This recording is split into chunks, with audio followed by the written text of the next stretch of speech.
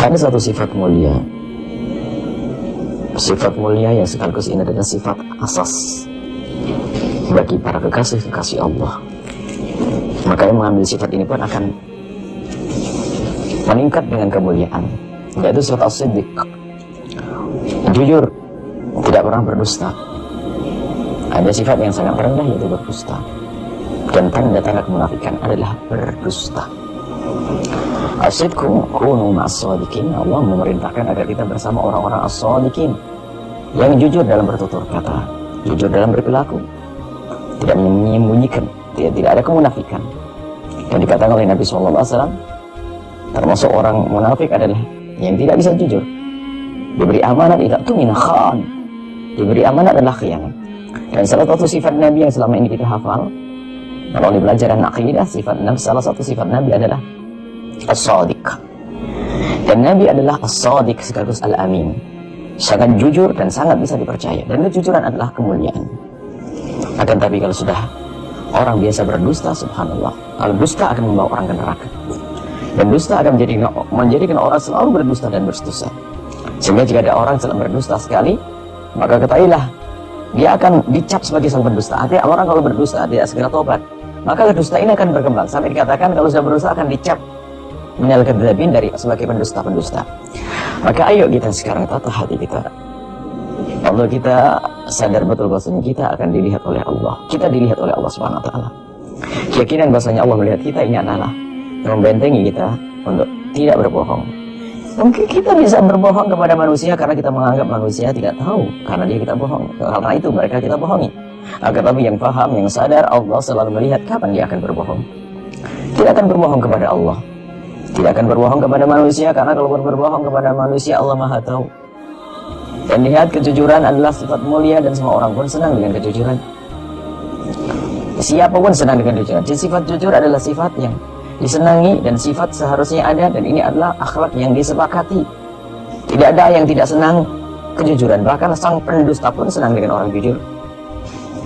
Nabi SAW disenangi oleh orang-orang karena kejujurannya.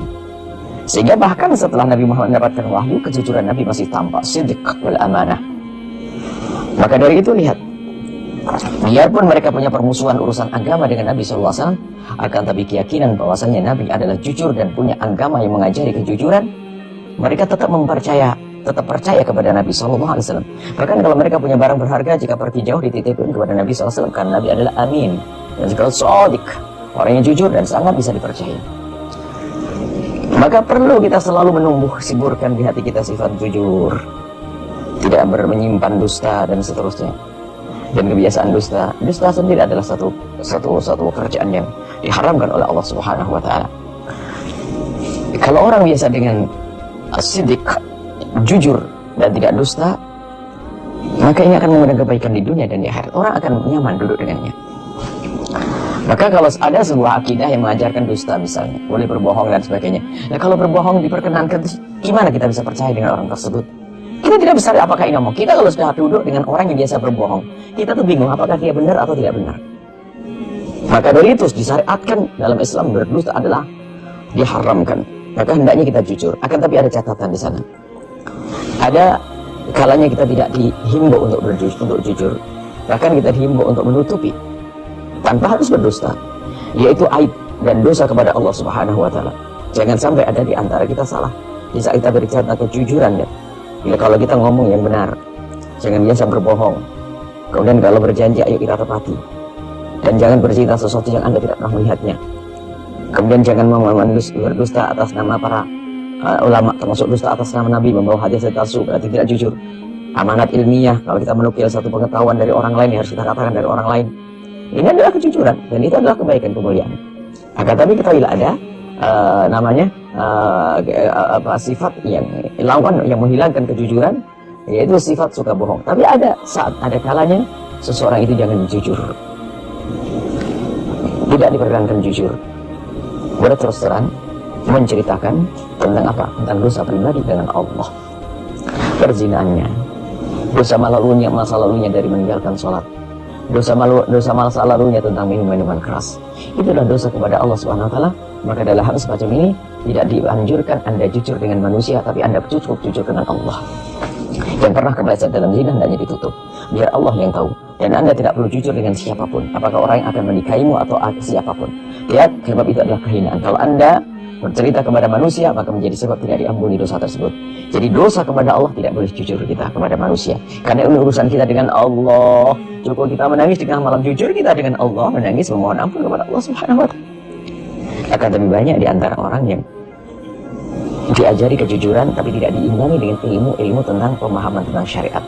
Sehingga mohon maaf, ada seorang wanita mungkin dia pernah terpeleset dalam zina, akhirnya jujur, saya telah pernah berzina, bercerita kepada seorang. Menceritakan keperzinaannya sendiri adalah kedunguan, semestinya harus ditutup, biar yang tahu hanya Allah saja. Adapun Anda berperanlah Anda sebagai seorang soleh atau solehah yang tidak pernah kenal kemungkaran, itu biar dipandang orang Anda sebagai seorang soleh, dan di hadapan Allah insya Allah diampuni oleh Allah Subhanahu wa taala.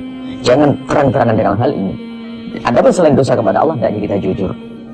Baik, ada satu saat kita tidak boleh berjujur jika jujur itu menjadikan sebuah permusuhan.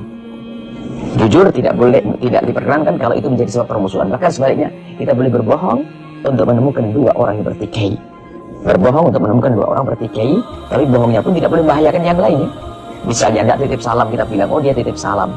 Nah ini dan seterusnya, ini adalah kejujuran yang tidak dihimbau di dalam urusan-urusan yang menjadi sebab permusuhan. Ini saja, insya Allah semoga Allah menjaga hati kita senantiasa jujur dan jujur dan jujur. Kemudian kita menjadi orang yang amanat, dan kemudian kita bisa mengerti kapan harus jujur.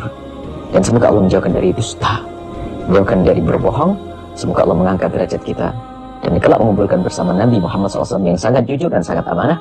Wabillahi taufiq hidayah. Assalamualaikum warahmatullahi wabarakatuh.